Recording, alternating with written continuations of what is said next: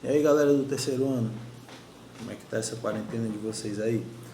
Como eu já falei no vídeo anterior, a gente vai fazer uma correção das atividades que a gente passou, dessa vez agora da primeira semana, tá?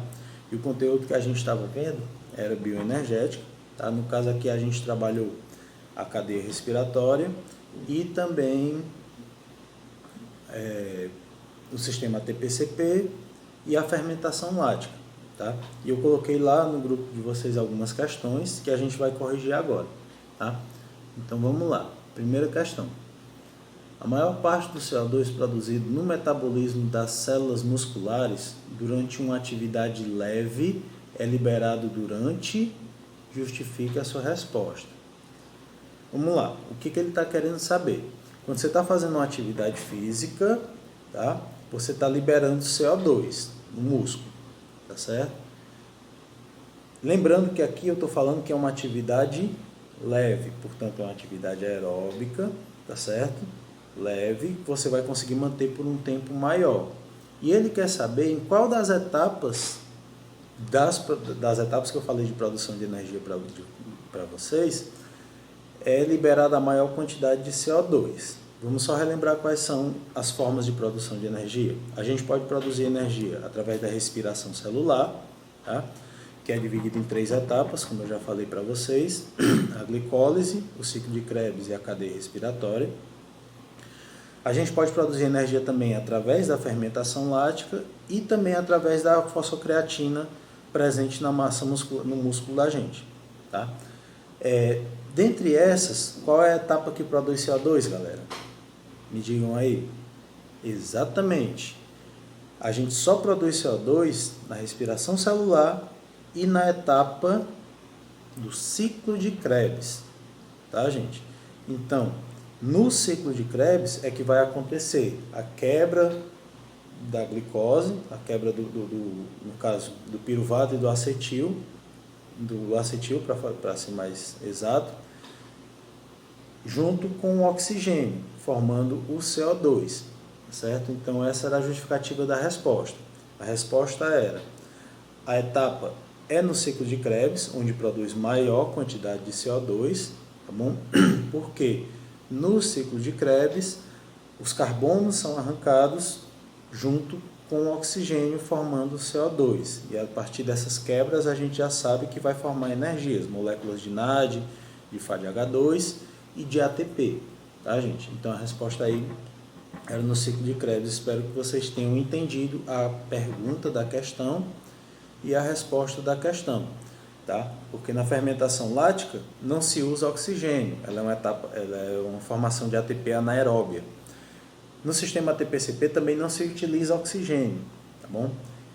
Lá na cadeia respiratória não se produz CO2, porque não tem quebra lá. Lá só tem a transformação da energia dos elétrons que estavam acumulados no NAD e no FAD, H2, em ATP. Tá bom? Então vamos lembrar, lá na cadeia respiratória a produção é de H2O, é de água. Tá bom? O único local onde a gente tem produção de CO2 dentro do músculo é lá na matriz mitocondrial, no ciclo de Krebs, tá certo? E também naquela etapazinha onde o piruvato está entrando dentro da mitocôndria, onde ele entra em contato com o oxigênio, e aí ele vai perder um carbono e vai virar acetil, e também ali vai produzir CO2, tá, galera? Mas a maior produção de CO2 é no ciclo de Krebs. Espero que vocês tenham entendido. Vamos para a segunda questão. Fisiologistas esportivos em um centro de treinamento olímpico desejam monitorar os atletas para determinar a partir de que ponto seus músculos passam a trabalhar anaerobicamente. Eles podem fazer isso investigando o aumento nos músculos de... Bom, galera, é o seguinte: quando a gente faz uma atividade física e o corpo da gente começa a entrar em fadiga, tá? Tem uma hora nessa atividade, quando ela começa a ficar muito intensa, que a respiração celular ela não dá conta de produzir energia no tempo que você está gastando, tá? Porque você entrou em fadiga, acabou o ATP. Quando essa respiração celular não dá conta de produzir energia no tempo da atividade, isso quer dizer que ela é uma atividade anaeróbica, tá? E aí você começa a utilizar outros meios de produção de energia para suprir aquela atividade. Um deles é o sistema ATP-CP, que usa a quantidade de creatina que você tem acumulado no seu músculo, tá? E a outra é a fermentação lática, tá certo? Então, o que essa atividade está perguntando aqui? Ela está perguntando, um atleta de futebol, por exemplo, ele está treinando. Uma hora ele vai entrar em fadiga. A partir desse momento que ele entrar em fadiga, ele vai começar, essa atividade que ele está fazendo deixa de ser aeróbia e passa a ser anaeróbia para ele, tá bom? E aí ele quer saber como é que a gente determina a partir de que momento esse atleta passa a fazer essa atividade anaeróbia. A partir de que momento esse atleta entrou em fadiga e aí ele vai precisar fazer fermentação lática ou usar o sistema de creatina fosfato para poder produzir energia para ele, tá bom? Na creatina fosfato é um sistema muito rápido, então 3 a 15 segundos acaba essa produção de ATP dela, tá certo? Porém, quando a respiração celular não dá conta de produzir ATP suficiente para aquela atividade, o corpo não para. Ele vai começar a fazer o que a gente chama de fermentação lática, tá certo? E na fermentação lática, o que vai acontecer?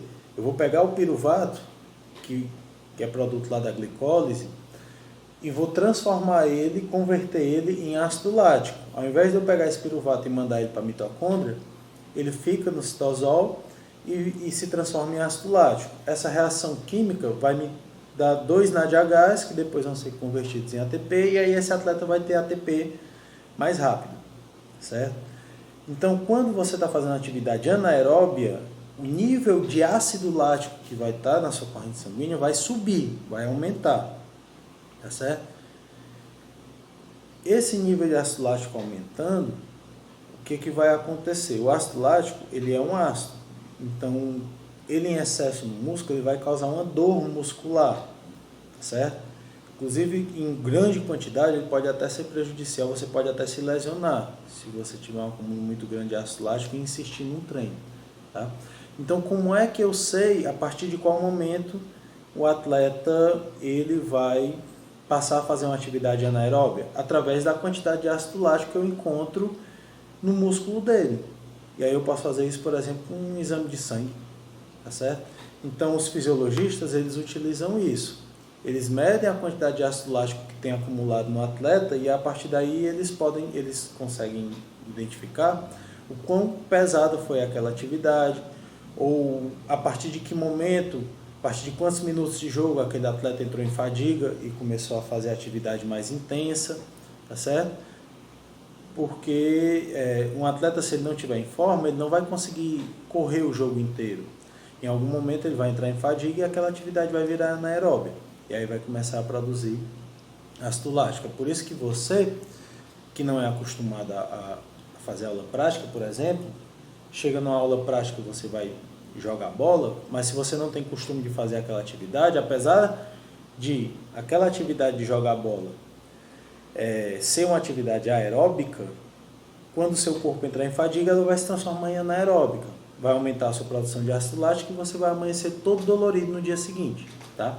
Então, a resposta para essa questão é letra D. Através da quantidade de ácido lático é que eles vão saber a partir de que momento a atividade para o atleta se transformou em anaeróbio, tá? Desenhe como funciona o sistema ATP-CP. Vamos lá, galera. O sistema ATP-CP, ele é um sistema que utiliza as reservas de creatina que ficam acumuladas dentro do músculo da gente, tá certo? A creatina, como eu já expliquei para vocês, ela é um aminoácido, tá bom? Encontrado nos músculos, e ela tem relação direta com a produção de ATP, ou com a reposição de ATP, tá certo? Então, como é que funciona o sistema ATP-CP? Você tem um ATP, tá? Quando você está fazendo atividade física, você vai gastar esse ATP. Como é que eu gasto esse ATP?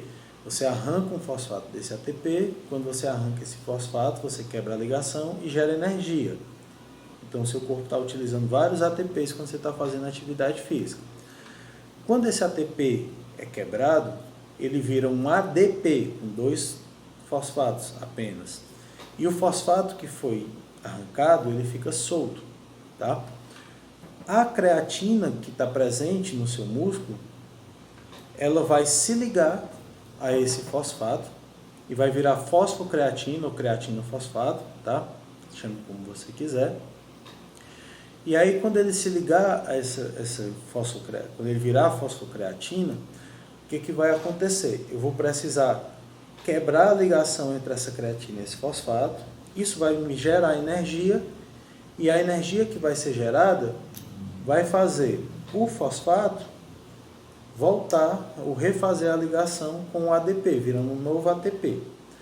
Porém, eu não consigo quebrar a ligação entre a creatina e o fosfato sozinho. Para isso eu preciso de uma enzima. O nome dessa enzima é creatina fosfoquinase. Tá? Então a enzima creatina fosfoquinase, ela vai acelerar a reação da quebra entre a creatina e o fosfato. Quando houver essa quebra, a gente já sabe que vai gerar energia, e a energia gerada por essa quebra vai refazer a ligação entre o fosfato e o ADP, formando um novo ATP. Então, o que eu queria que vocês tivessem feito na questão era isso. Você tem um ATP, gastou esse ATP, ele virou ADP mais fosfato. A creatina se ligou a esse fosfato, virando fosfocreatina, tá? A creatina fosfoquinase, que é a enzima dessa reação, vai quebrar a ligação entre a creatina e o fosfato, essa quebra de ligação vai gerar energia, e a energia que foi gerada vai refazer a ligação entre o ADP e o fosfato, formando um novo ATP. Esse é o sistema mais rápido de formação de energia para o corpo humano. Então, quanto mais creatina você tem, mais ATP você vai ter. Ele vai gerar ATP para você muito rápido. Isso vai fazer aumentar o desempenho do seu treino. Você vai conseguir, como você vai ter mais energia, você vai demorar mais, por exemplo, a entrar em fadiga. Tá bom?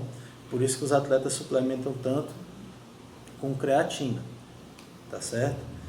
Além disso, ele, como eu disse, é o sistema mais rápido, ele funciona de 3 a 15 segundos, tá? Você pode aumentar esse tempo com a ingestão de creatina, porém a ingestão de creatina e a absorção do corpo vai depender muito de quanta massa muscular você tem. Se você não é atleta, se você não tem uma quantidade muito grande de massa muscular, você não vai conseguir, mesmo que você ingira muitas gramas de creatina, você não vai conseguir absorver aquilo tudo, tá? Então, a quantidade de creatina que você vai ingerir diariamente, ela vai depender muito do seu peso, tá? Porém, o ideal é você ingerir pelo menos 5 gramas diárias de creatina para você ter um ganho de rendimento no seu treino, tá? Vamos para a última questão? Vamos lá. É uma questão de vestibular da FUVEST. Um atleta que participou de uma corrida de 1.500 metros, corrida de 1.500 metros é uma corrida aeróbica, tá certo, galera? Desmaiou depois de ter percorrido cerca de 800 metros, devido à oxigenação deficiente em seu cérebro, tá bom? Nesse caso, o que aconteceu aqui foi, além da deficiência energética, também uma deficiência no sistema cardiorrespiratório dele, tá? Ele não conseguiu enviar oxigênio suficiente para os músculos dele funcionar e também para o cérebro dele, certo? Sabendo-se que as células musculares podem obter energia por meio de respiração aeróbica ou fermentação, nos músculos dos atletas demasiado deve haver o acúmulo de... O que aconteceu aqui? Ele fez uma atividade aeróbica, como eu já expliquei para vocês, 1.500 metros, porém, quando chegou nos 800 metros, ele desmaiou. O que aconteceu é que o sistema de produção de energia dele aeróbico, no caso a respiração celular, não deu conta de produzir energia suficiente para ele fazer os 1.500 metros. Quando ele chegou em determinado período, lá próximo dos 800 metros, ele começou, aquela atividade para ele começou a se tornar anaeróbica, como a gente já viu na outra questão. Como ela se tornou anaeróbica, ele começou a fazer fermentação lática, porque ele não conseguia gerar energia suficiente somente com a respiração celular. Então, quando for fazer o exame nesse atleta, vai haver um acúmulo de ácido lático no sangue dele, tá? Por quê? Porque a respiração celular em si não deu conta de produzir energia suficiente. Mas entenda também, professor, mas ele desmaiou por falta de oxigenação no cérebro. Eu quero que você entenda que os sistemas não funcionam de forma individual, tá? Para produzir energia eu preciso de oxigênio. Se eu estou fazendo uma atividade muito pesada, eu não vou conseguir enviar oxigênio suficiente para aquele músculo. Como é o músculo que está demandando mais oxigênio naquele momento, ele vai pegar todo o oxigênio e o corpo não vai conseguir, por exemplo, enviar oxigênio para o cérebro, que também vai precisar trabalhar. Por isso, ele desmaiou, tá? Ele desmaiou por fadiga muscular, por falta de ATP e também porque o sistema cardiorrespiratório dele não deu conta de mandar oxigênio suficiente para o cérebro dele. Porém, a resposta dessa questão é a letra D, ácido lático também. Tá, galera? Espero que vocês tenham gostado da nossa revisão / correção de exercícios, tá? E a gente se vê aí na próxima semana. E se você gostou desse vídeo, se inscreva no canal, deixa o seu like, tá? Que a gente vai estar postando mais conteúdos para você.